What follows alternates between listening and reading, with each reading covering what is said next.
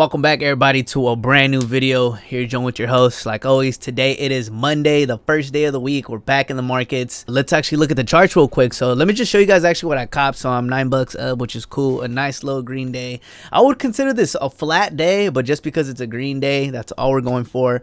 Honestly, that's really, again, it's the beginning of my day trading career. So it's like all I'm really trying to do is just get them consistent wins. That's it. I don't care about the money right now. I just want to get more wins, bigger wins than my losses. That's like my main goal right now. So, but you guys already know what's up, man. Make sure you guys drop a like, a comment, subscribe, click that bell so you guys get notified every time we upload. All right, so let's go over today's first loss. So I took a trade 637 to 638. We took some 395 SPY calls.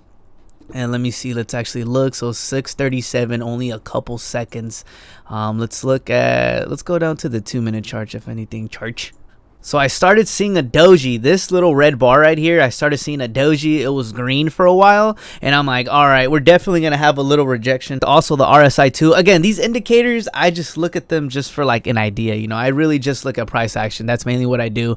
And so I took a call, and I told myself if it breaks any lower around like this area, like I'm just gonna, you know, just take a quick little loss. I'm just gonna cut it. So that's exactly what it did. I think, yeah, around a few minutes, actually like a couple seconds later, I just seen this candle just slam down. But what I should have done is, again, as the moment it broke, I believe, let me see, like 39.94.25, I told myself if it goes lower than that, then I will cut the trade for a really small loss. And that's exactly what I did. So hey, shout out, man. I'm following my rules. This could have been a lot more uglier. But man, if I would have just waited a little bit more, let's see. Oh, see, look at that. I should have had my risk tolerance to at least 394. Like if it stood its ground right there, that would have been fire. And honestly, that's exactly what it did. As soon as this candle right here closed up, you got lots of green volume. And look at this wick. I'm just like, dude, we're going to take a nice little call right here. And so, yeah, this is pretty much before this candle actually closed is when I actually took out the trade. So that's one thing I got to learn, too. I got to wait until the candle closes, because if it starts wicking, that's actually really good right there. So let's look at the next trade. 39 to 41. We bought a 396 SPY call. So it was just like one more dollar in the strike, right? And then let's see, 39.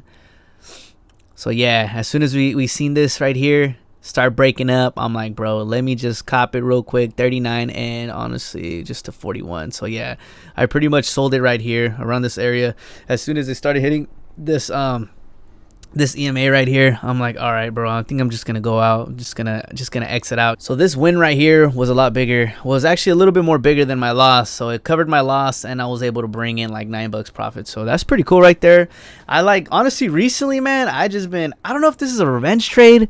I would consider not, because I was just gonna hop off as soon as I took that L. I'm like, you know what, let me hop off. But then I started seeing, again, it's like, bro, it's like RSI, you got it, it's oversold.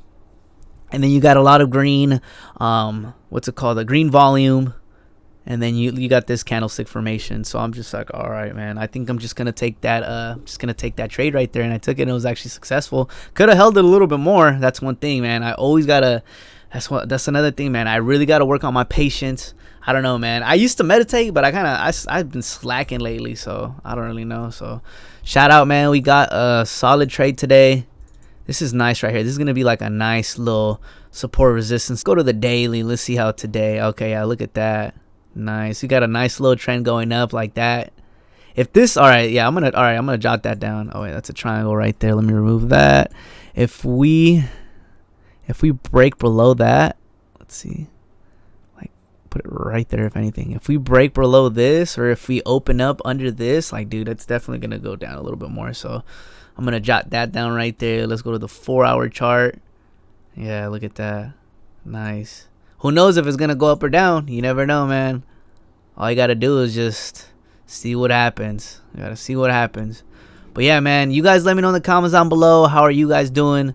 Let me see. Can I make this, extend this? Oh, yeah, extend it to the right. I like that. Cool. All right, so yeah, man, make sure you guys drop a like, a comment, subscribe. Let me know in the comments down below, how did you guys do today? Again, for me, one thing that I got to work on is, I mean, I guess I did pretty good today. I would consider, besides that loss, I just entered it a little bit early.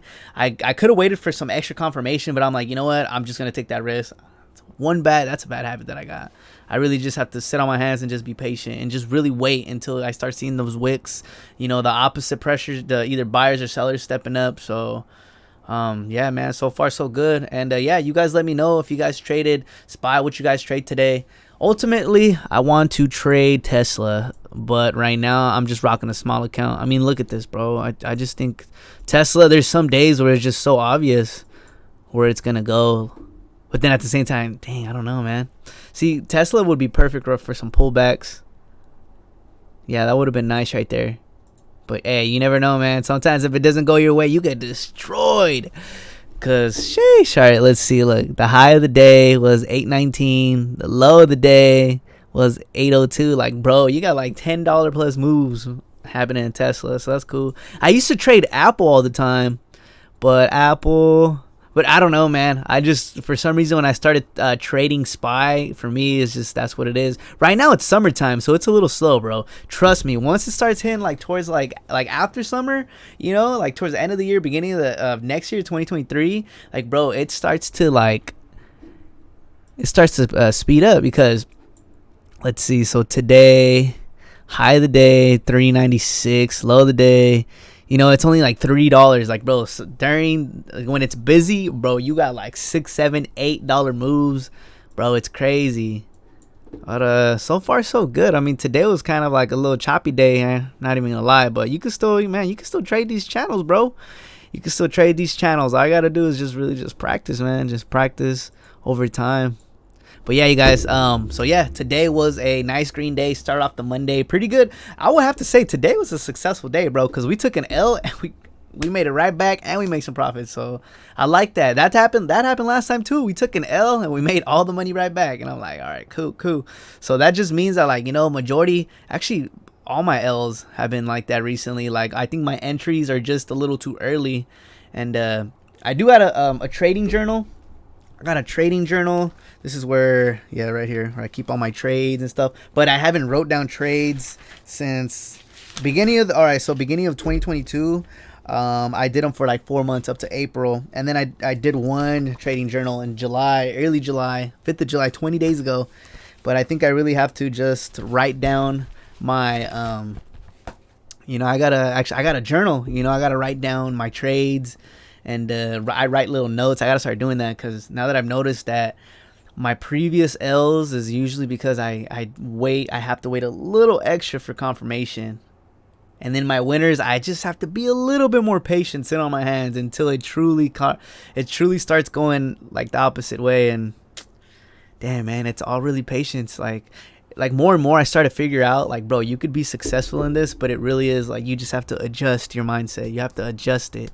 You have to be more patient. You have to get immune to this stuff, because now when I get wins, when I get L's, like, I really don't feel nothing. I mean, I'm not gonna lie, when I take a fat L, I'm just still kind of like before I made this channel, actually a while ago, I would say maybe like last month, 2 months ago, I would probably say I took a 140, like, bro, it was a decent sized loss. I was like, damn. I was going from 20-30 to losing 140. I was like, damn. And then sometimes when I get some good dubs, it does feel pretty good. You're like, yeah, you know what? This is working out. But yeah, no, definitely hard work, determination, and just being consistent, bro. Discipline, consistency, like, this is all you really need, bro. So anyways, everybody, I hope you guys enjoyed today's video. And like always, everybody, I'll catch you guys tomorrow with another day trade recap. I think what I'm gonna do is maybe make like a psychology or like some type of like conversation video. We'll see. I'm cooking up another vlog. I recorded a little bit of clips of this past weekend, and then probably this upcoming weekend I recorded a little bit more. So I might just drop a little vlog for you guys because I've noticed you guys did kind of like that other vlog that I dropped. So yeah, man, catch you guys tomorrow.